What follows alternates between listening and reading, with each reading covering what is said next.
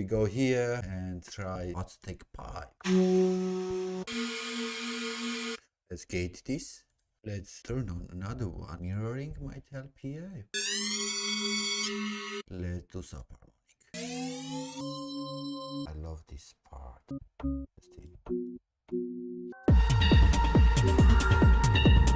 Immediately we are there. Let's add a distortion here. It's way too often than needed, but it's such a cool sound.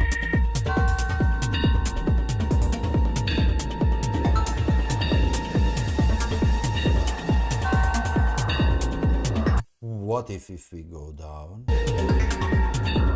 And I want to try just tuning, like giving it a punch with modulating with envelope the chords here. And this always goes by.